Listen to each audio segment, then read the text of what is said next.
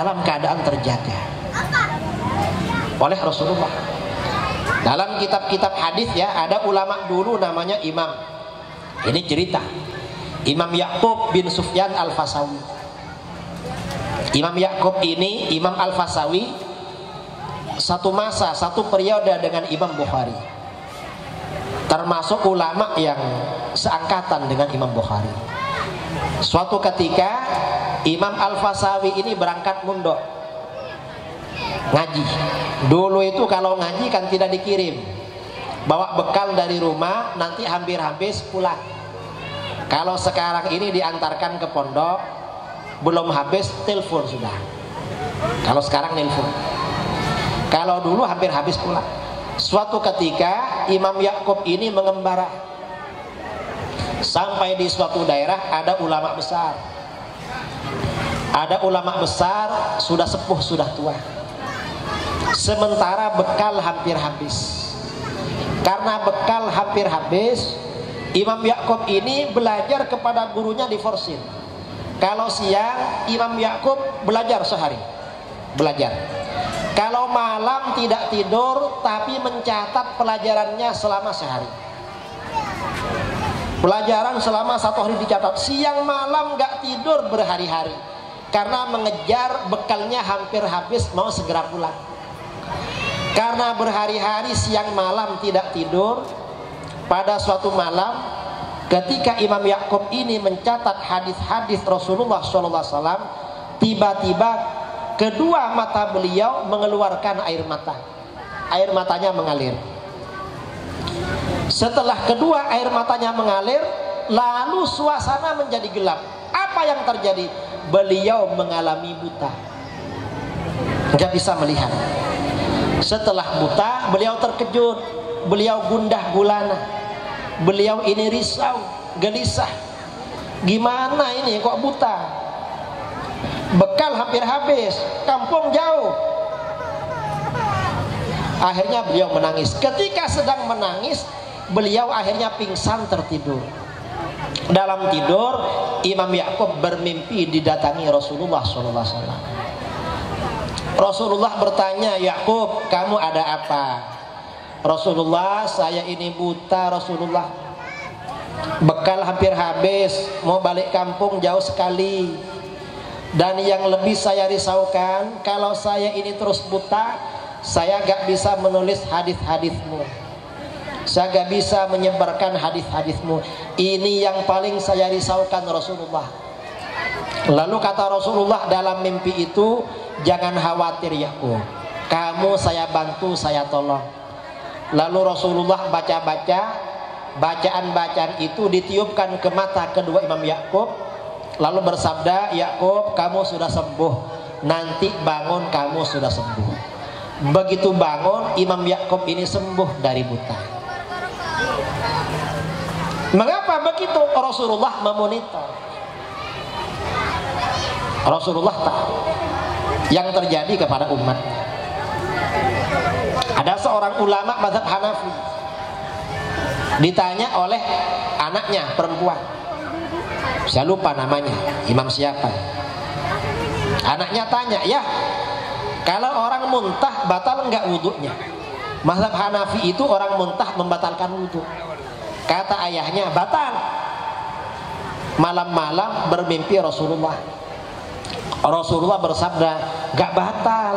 Yang batal itu kalau muntahnya penuh satu mulut. Kalau cuma sedikit gak batal. Begitu terbangun, lalu dibuka kitabnya, ternyata betul yang disampaikan Rasulullah. Fatwanya beliau keliru. Yang benar itu batal kalau muntahnya penuh. Ini mazhab Hanafi ya, bukan mazhab Syafi'i. Kalau mazhab Syafi'i, walaupun muntah banyak sekali gak batal. Kalau muntah dari mulut gak batal. Akhirnya apa? Kata ulama ini, berarti setiap ada ulama berfatwa, ada ulama berceramah, Rasulullah tahu. Karenanya para tengku, para asatid, para kiai, kalau ceramah hati-hati, jangan ngawur. Mengapa? Rasulullah tahu. Kalau benar gak apa-apa, kalau salah gimana?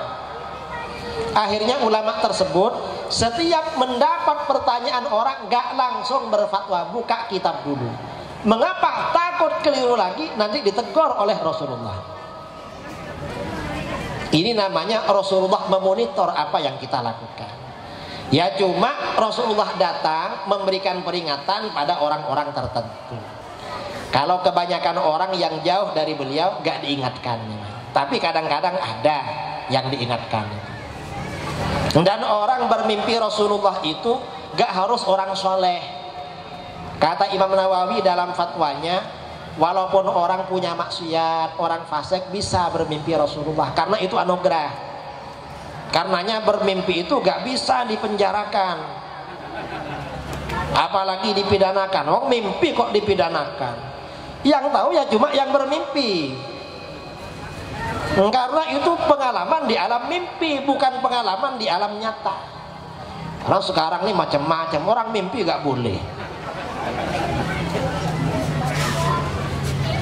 Ini ya masalah Rasulullah. Kemudian yang kedua, dalam ayat tersebut, fasayarallahu amalakum wa rasuluhu wal mu'minun. Orang-orang beriman akan mengetahui amal perbuatan kamu. Apa yang dimaksud orang-orang beriman mengetahui amal kita? Kata para ulama, maksud dari ayat ini diantaranya keluarga kita, leluhur kita, guru-guru kita, kerabat-kerabat dekat dan jauh kita yang sudah meninggal itu tahu apa yang kita lakukan. Karenanya ketika menafsirkan ayat ini, para ulama menyampaikan hadis riwayat Imam Abu Ya'la. Rasulullah SAW bersabda, "Inna a'malakum tu'radu ala asyairikum wa aqaribikum minal amwat." Sesungguhnya amal perbuatan kamu diperlihatkan pada kerabat jauh kamu dan kerabat dekat kamu yang sudah meninggal. Kita berbuat apapun, orang tua kita, kakek nenek kita, paman bibi kita, saudara-saudara kita yang dekat dan yang jauh itu memonitor, tahu oleh Allah, diupdate. Bagaimana? Fa in ra'au khairan istabsyaru. Kalau mereka melihat perbuatan kita ini baik, mereka merasa senang. Loh, bagus, saudara kita ini bagus hadir ke acara maulid. Tapi wa in ra'au ghaira dzalik, kalau mereka lihat perbuatan kita tidak baik, mereka mendoakan. Qalu, mereka mendoakan, Allahumma la tumithum. Ya Allah, jangan matikan mereka. Hatta tahdiyahu, sehingga engkau memberikan petunjuk hidayah pada mereka. Kama hadaitana, sebagaimana engkau memberikan hidayah pada kami. Artinya apa? Orang yang meninggal itu memonitor amal perbuatan kita, tahu apa yang kita lakukan. Karenanya sebagian orang ketika berbuat sesuatu yang berbahaya, kadang didatangi orang tuanya, jangan diteruskan. Kadang didatangi gurunya, jangan dilanjutkan. Mengapa? Itu sungguhan itu. Ada kawan saya di Jakarta, asalnya orang Wahabi, lalu pindah ke Ahlus Sunnah wal Jamaah. Kira-kira 3 tahun yang lalu, kawan ini mengundang saya. Saya tanya, ada apa ngundang saya kamu kemari? Pak Kiai, saya ini asalnya Wahabi, sekarang Ahlus Sunnah. Loh, kenapa ikut Wahabi? Dari keluarga Kiai. Orang tua saya Wahabi, mertua saya juga Wahabi. Bahkan saya ketika ngelamar istri saya ditanya oleh mertua, kamu ini Wahabi apa Ahlus Sunnah? Kalau Ahlus Sunnah saya gak mau punya menantu Ahlus Sunnah, karena saya Wahabi. Jangan khawatir Pak, saya ini Wahabi juga. Ya sudah kalau gitu, kamu jadi mantu saya, karena sama-sama Wahabinya. Lah terus kok keluar dari Wahabi? Saya ini Pak Kiai mendengar ceramahnya Ustadz Abdus Somad. Kata UAS, kalau ingin tahu Ahlus Sunnah wal Jamaah, dengarkan ceramahnya Kiai Idrus. Lalu saya cari namanya Kiai Idrus Ramli di YouTube. Setelah dicari, videonya ratusan. Saya cari yang paling panjang. Kiai pernah ceramah di Kuala Lumpur selama 9 jam.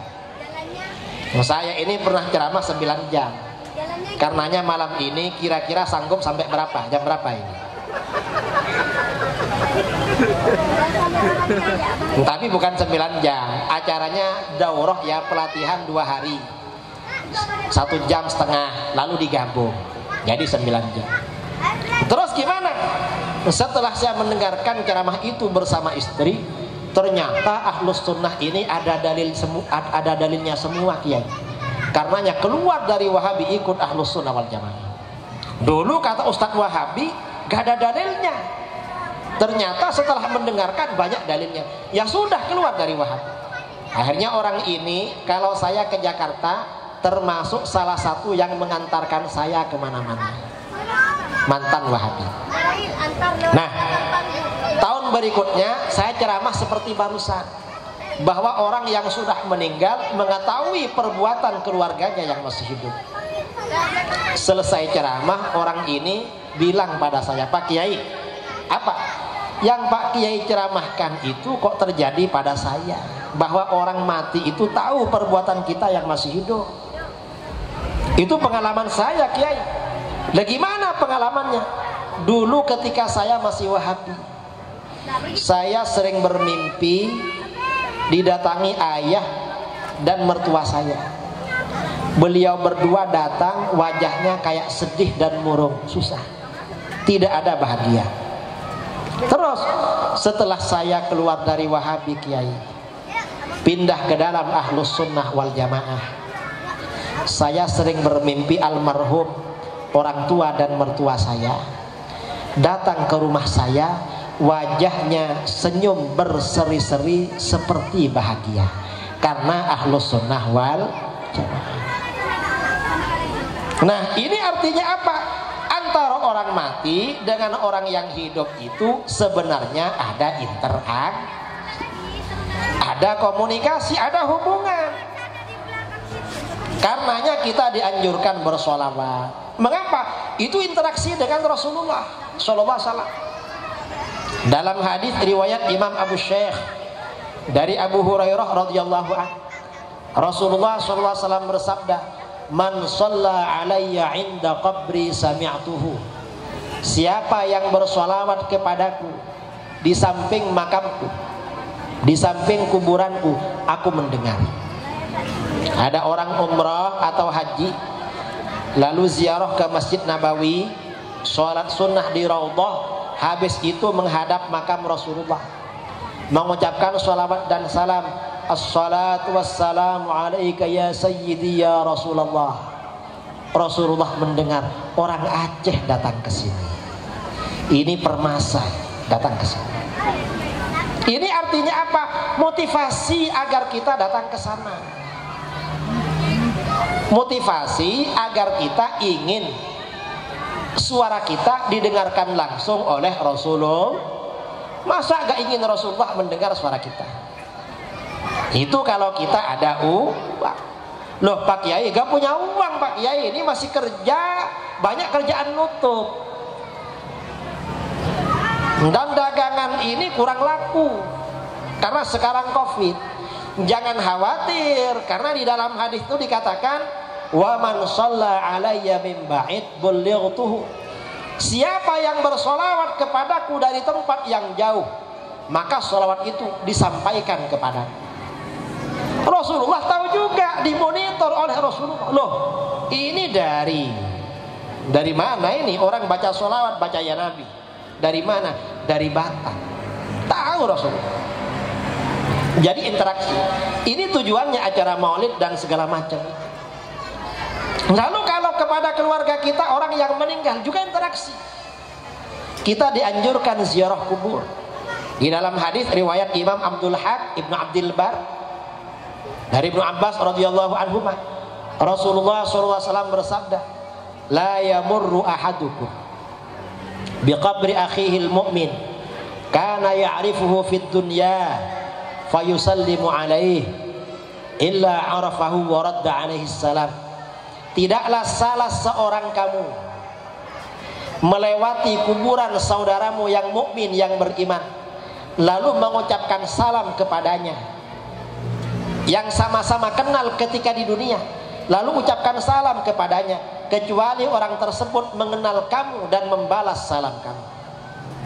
Kita ini ziarah ke makam keluarga, lalu mengucapkan assalamualaikum dara qaumin mu'minin wa inna insyaallahu bikum lahiqun yaghfirullahu lana wa lakum. Itu tahu orang yang loh, ini saudara kita, dibalas salamnya. Membalas salam kita dibalas. Ada yang bertanya, Pak Kiai katanya menjawab salam, kenapa gak dengar? Kira-kira saudara-saudara kalau ziarah kubur lalu mengucapkan salam, ingin dengar apa enggak balasan mereka? Ingin? Tidak. Kira-kira kalau mendengar apa yang terjadi? Akanlah lari. Jadi termasuk rahmat Allah, kita tidak mendengar jawaban mereka. Karena kalau mendengar kita takut, langsung bertaubat gak ke kuburan lagi. Langsung itu. Mengapa? Karena kita takut mati. Kita ini masih senang hidup. Dikiranya kalau mendengar suara gaib, dikiranya akan mati. Masalahnya itu. Coba kita agak takut mati, mungkin betah di kuburan. Karena gak takut. Kita ini kan takut mati. Itu aja. Jadi orang mati dengan orang yang hidup ini ada interaksi sebenarnya. Karena orang mati dengan orang hidup ini ada interaksi, maka bagaimana orang yang masih hidup dianjurkan mendoakan orang yang mati. Jadi bersedekah untuk orang mati sampai pahalanya. Membaca tahlil, membaca Al-Quran, membaca doa untuk orang mati, pahalanya juga sama. Loh kok tahu kalau sampai? Buktinya gak kembali. Kan gak ada yang kembali. Ya kalau ingin tahu gak kembali, mati duluan. Nanti kita bacakan bareng-bareng, insya Allah sampai. Jangan dikira gak sampai-sampai. Kalau orang-orang Wahabi itu ngawur itu, katanya gak sampai. Loh kata siapa gak sampai? Sampai. Sampailah. Bukan gak sampai. Bukan hanya bacaan tahlil, ya kenduri. Ini semuanya juga sampai. Jangan dikira gak sampai. Ini tradisi kita. Tahun 2018 saya diunjang ke mana itu? Di Aceh juga. Lupa namanya. Acara saya ceramah mulai jam 10 sampai jam 1. Sound sistemnya menghadap kampung sebelah. Saya tanya pada panitia, kenapa ini menghadap ke sana? Pak Kiai, itu kampung Wahabi. Saya ngundang Pak Kiai untuk ceramah buat mereka, karena mereka malam-malam pasti di rumahnya, mereka gak mungkin di luar. Saya ceramah apa? Pak Kiai terangkan tentang kenduri, karena kata mereka gak sampai. Loh siapa bilang kenduri gak sampai? Sedekah makan ini sampai. Mengapa sampai? Karena di dalam hadis Imam Bukhari Muslim meriwayatkan tentang sedekah untuk orang mati. Aisyah radhiyallahu anha, dari Aisyah radhiyallahu anha, anna rajulan atan Nabiy sallallahu alaihi wasallam faqala. Seorang laki-laki datang kepada Nabi sallallahu alaihi wasallam. Lalu laki-laki tersebut bertanya, "Ya Rasulullah, inna ummi uftulitat nafsaha." Hai Rasulullah, sesungguhnya ibuku tiba-tiba meninggal dunia. Wa uraha law takallamat tasaddaqat. Saya kira seandainya ibuku sempat berkata-kata pasti bersedekah. Wasiat untuk sedekah. Afalaha ajrun in tasaddaqtu anha. Apakah ibuku dapat pahala kalau aku bersedekah untuk beliau? Apa jawaban Rasulullah? Rasulullah menjawab, "Na'am, iya. Ibumu dapat pahala kalau kamu bersedekah untuk ibumu." Nah, ini artinya apa? Sedekah untuk orang mati itu sampai. Jangan dibilang nggak sampai, karena Rasulullah yang menyampaikan. Begitu dalil ini kita sampaikan beberapa tahun yang lalu. Ada orang Wahabi dari Malaysia membantah saya melalui YouTube. Apa kata dia? Kami gak melarang sedekah untuk orang mati. Loh, bilang gak melarang, wong dulu melarang. Terus apa? Kata dia, gak apa-apa sedekah untuk orang mati, asalkan tidak pakai kenduri, gak pakai makan, gak pakai minum. Pakai apa? Kalau mau sedekah untuk orang mati, bangun masjid, bangun madrasah, bangun surau, bangun musola. Kata, loh, suruh bangun masjid. Dari mana uangnya bangun masjid? Gak punya uang. Kalau bangun masjid sendirian. Dan di kampung-kampung masjid sudah ada, jamaahnya tidak full. Kalau tambah masjid lagi, nanti bukan cuma bingung cari imam, cari jamaah bingung semua. Jadi mereka. Dan mengapa para ulama menganjurkan sedekah itu pakai kenduri, makan dan minum? Jangan dikira itu asal-asalan, jangan dikira itu sembarangan, jangan dikira begitu. Mengapa para ulama ini merekomendasikan, melegalisir tradisi kenduri, sedekah minum dan makan? Karena memang di dalam kitab-kitab fikih, dalam kitab Fathul Wahhab, dalam kitab Al-Iqna, dalam kitab Mughnil Muhtaj, semuanya mengatakan sedekah yang paling utama afdhalus shadaqah al-ma. Sedekah yang paling utama nomor satu adalah sedekah air. Air ini sedekah nomor satu. Ini air apa ini? Kopi. Nah, ini sedekah nomor satu. Makanya diminum biar tidak ngantuk. Mengapa sedekah air itu paling utama? Karena ketika sahabat Sa'ad bin Ubadah ibunya meninggal dunia, beliau bertanya kepada Rasulullah, "Ya Rasulullah, ayyus sadaqati a'jabu ilaik?" Hai Rasulullah, sedekah apa yang paling engkau senangi? Apa jawaban Rasulullah? Rasulullah menjawab, al-ma, air. Jadi air ini sedekah paling disenangi oleh Rasulullah. Mengapa? Pahalanya paling besar. Karenanya airnya diminum. Ini pahala paling besar. Mengapa paling besar? Air ini paling banyak diperlukan orang.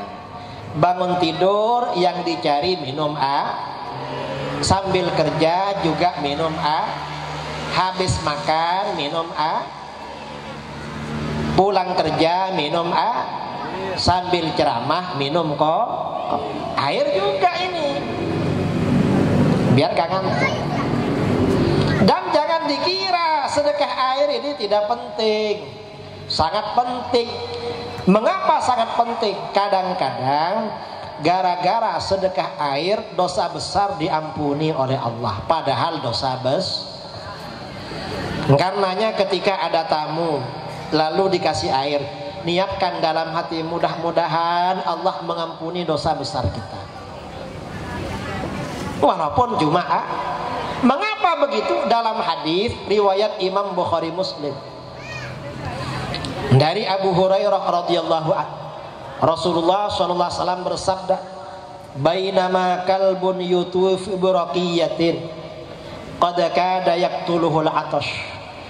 Ketika ada seekor anjing mengelilingi sumur, anjing tersebut benar-benar hampir mati karena kehausan. Ada anjing hampir mati karena kehausan. Akhirnya anjing itu mengelilingi sumur, mau meloncat ke dalam sumur gak bisa. Idra'athu baghiyun min baghaya Bani Israel. Tiba-tiba seorang pelacur Bani Israel melihatnya. Ada pelacur pulang kerja melihat anjing mengelilingi sumur hampir mati. Pelacur itu biasanya kerjanya malam, kalau siang pulang kerja lihat anjing hampir mati mengelilingi sumur, merasa iba, merasa kasihan dia. Karena merasa kasihan, fanaza'at muqaha, pelacur ini lepas sepatunya dibuka. Pelacur itu dulu pakai sepatu, kalau sekarang pakai apa gak tahu. Setelah dilepas sepatunya, dia turun ke dalam sumur. Dulu sumur gak pakai timba, gak pakai tali, tapi pakai tangga. Peradaban manusia belum sampai pada timba. Kalau sekarang sumui pakai timba, pakai tali sudah gak ada. Pakai apa sekarang? Pakai listrik, pakai dam. Setelah turun dia ambil air, fasaqathu biha, dia kasih minum anjing itu dengan sepatunya. Setelah ngasih minum anjing, pulang. Akhirnya dia meninggal. Apa yang terjadi? Gara-gara ngasih minum anjing, faghufira laha bihi, Allah ampuni dosa-dosanya sebagai pelacur. Padahal yang dikasih minum adalah anjing. Apalagi kalau yang dikasih minum itu manusia, apalagi manusianya orang apalagi Islamnya ahlus sunnah wal, tambah mantap. Makanya kalau ada orang dikasih minum, ada anjing dikasih pernah kasih minum anjing? Hah? Kira-kira kalau ada anjing mendekat, dicarikan air apa cari kayu? Apa cari batu? Padahal anjingnya haus. Nah, berdasarkan hadis ini, kata para ulama di dalam kitab-kitab syarah hadis, orang punya hewan ternak dikasih makan, dikasih minum itu mengurangi dosa. Punya ayam kasih makan, dosanya dikurangi oleh Allah. Punya kucing kasih makan, kasih minum, dosanya dikurangi oleh Allah. Karenanya kalau banyak dosa, yang banyak ayamnya, yang banyak kucingnya. Padahal itu ternak apalagi ternak orang. Karenanya orang tua, seorang ayah ngasih makan istrinya, ngasih makan anaknya, dikurangi dosanya oleh Allah. Karenanya kalau merasa banyak dosanya, yang rajin bikin anak, yang banyak anaknya untuk mengurangi dosa. Kalau masih banyak lagi dosanya, diam-diam, walaupun diam-diam tambah istrinya. Mengapa? Untuk mengurangi dosa. Ibu-ibu setuju? Tidak setuju katanya. Istrinya tanya, ayah ini kawin lagi, abang kawin lagi, saya ini banyak dosa. Katanya ngasih belanja kamu, ngasih nafkah kamu, dosa saya dikurangi. Tapi dosa saya kan banyak, makanya ya perlu banyak istri untuk mengurangi tambah banyak lagi.